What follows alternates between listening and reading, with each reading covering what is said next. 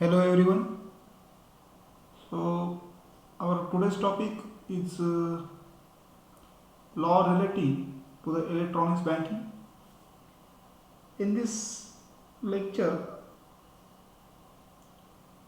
I am going to explain what is meant by electronic banking and what are the different law relating to the electronic banking in India.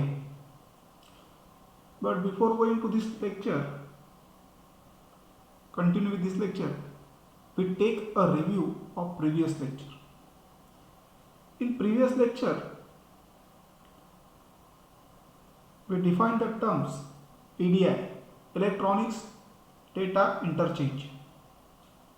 Their types, basic definition of EDI, and the law related to the EDI, the legal framework, how to data exchange between two parties on an internet. Then what are the advantages, disadvantages and application of EDI. So let us begin with the today's outline session. Electronic banking, then Institute for Development and Research in Banking Technology. What is the role of this IDRBT? Then National Payment Corporation, then Indian law related electronics banking in three terms: Banker Book Evidence Act, Reserve Bank of India Act in 1934, and Payment and Settlement System Act 2007. So before going to the electronic banking, we take a just review before the invention of e-banking. What type of banking will be done? So in pictorial view, if you observe, this is a traditional banking where the customer going to physically in bank, deposit their money, withdraw the money from their saving accounts, opening accounts, submit the application in physically. These are services are up to date, are some point of view are present, but the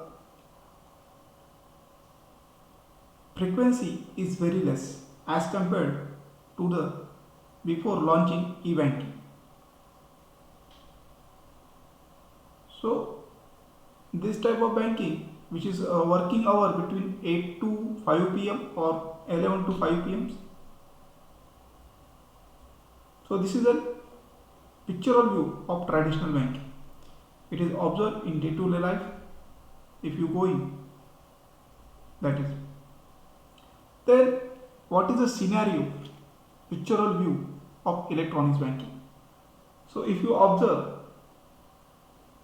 here is the earth and we can connect from this banking from any around the world through internet, or we can turn a transaction through ATM, smart card, or also we can done the work through mobile. So this is nothing but your electronic banking. So we can virtually connect to your banking from anywhere, from any place, anytime around the world. So through the internet, that is the concept which is given to the electronic banking. So in more detail, e-banking or electronics banking is a major innovation in the field of banking.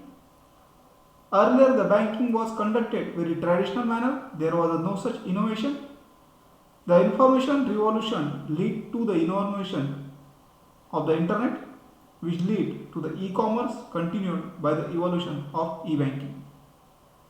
So whenever the e-banking was launched, that time it also innovated the concept of e-commerce, which is already seen in previous lectures. So what is meant by e-banking? There is a logical answer. Use e-channels. What are the e-channels? Internet, web-based mobile network, automated telephone, ATM network, SMS, fax messaging, multipurpose information like kiosks and web TV and others. E-channels enable the financial transaction from anywhere and allow non-stop working in time from anywhere, any place or any time. So that is the concept of e-banking. So we observe this is a bank. We can access this bank virtually from anywhere, any place to any time around the world. So e-banking is a modern banking, which is a virtual banking. Virtual banking means the customer cannot see in the bank, but the help of technology he can conduct the banking activities anywhere in the world, any place, any time. The major types of virtual banking services including automated teller machine, smart cards, phone banking, home banking, internet banking. Also, there is some new concept which is e-wallet. The electronics delivery channels. So, which type of channels will be responsible for the electronic banking? Today's banking are offering various delivery channels provide the product and services to their customer. The services are launched with the help of information technology which help the bank to increase the range of their products and services, also marketing them more effectively. The major channels ATM, smart card, telebanking and internet banking.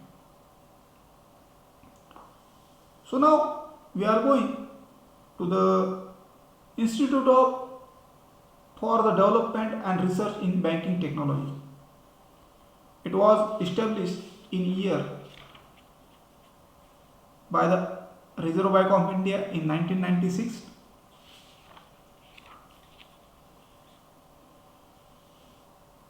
The major objective of this IDRBT to conducting applied research and experimental development in the area of banking as well as the financial sector. RBTI IDB RBT is also a licensed certified authority and issues administrators revoke issue in digital certificates. Also individual and organization which is trustworthy and legally under the Act, Information Technology Act in 2000.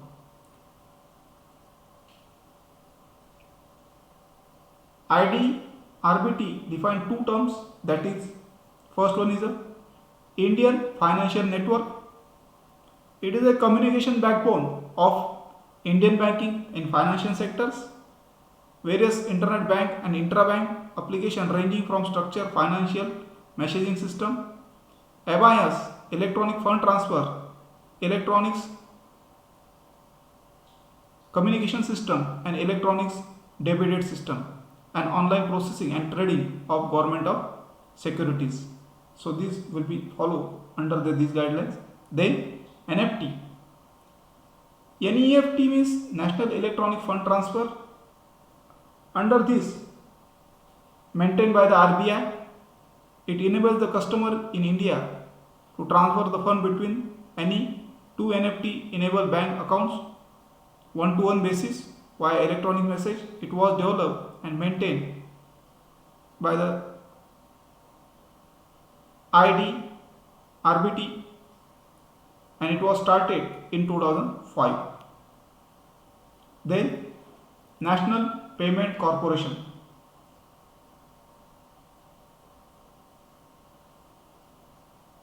The objective of National Payment Corporation to promote the electronics payment with an objective towards the less cash society.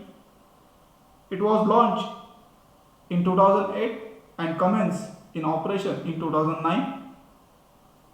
NPC introduced the many innovative services such as Rupee, Beam application, UPI, IMPS, NACH, Aadhaar enabled payment system, and also National Financial Switch and more the services which works under the National Payment Corporation.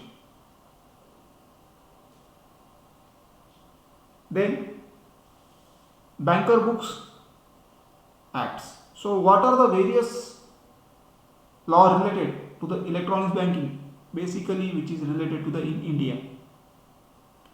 First one is the Banker Book Evidence Act. It is applied to the legal cases involving in transaction where the banking records can be cited as evidence. The Act contains 8 sections which briefly state about the provision including the definition, scope and objective of the Act. Banker Book Acts including the ledger, day books, account books and all other books used in ordinary business of bank whether kept in written form or as a printout data stored in floppy disk, tape or any other electromagnetic data storage. So that will be defined under the Banker Book Evidence Act. Then Reserve Bank of India Act. This act is formed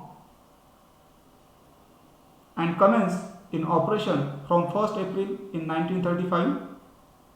It provides a framework for the supervision of banks and other related matters in India. So RBI is called father of all banks in India. As per section 22, only RBI has rights to issue and regulate the currency notes in India. RBI Act in 1934 was amended, which is concerned with by the Indian Information Technology Act 2000, was made the facility for electronic fund transfer, ensure legal admissibility of the documents recorded to the such the transaction which will deal with the under this RBI Act. It deals with the regulation fund transfer through 15 electronic means between the banks, which includes RTGS, NFT, IMPS and other modes of transactions. Then Payment and Settlement System Act in 2007. The Payment and Settlement System Act 2007, which came into force in 2008, it gives the power to the Reserve Bank of India to direct and regulate the payment system and the payment system participants in India. RBI has made 2 regulations under this Act which came into force in 2018. First one is the regulations, that is the Board of Regulation and Supervision on the Payment and Settlement System Regulation Act under 2008, that is simply called as BPSS regulation. Second regulation which is related to the Payment and Settlement System regulation, that is PSS. So first is a BPSS and second one is a PPSS. So here in this lecture we are introduced the concept of electronic banking, then different agencies which regulate and power authority to given. We also see what is the traditional banking and what is the e-banking, difference between all these. How the electronic banking is helpful in current pandemic situation. If you know, in last 8 months, which is actually observed the electronic banking. Also explain the rules and regulations and legal frameworks which is related to the electronic banking. So we can stop here in this lecture. Thank you.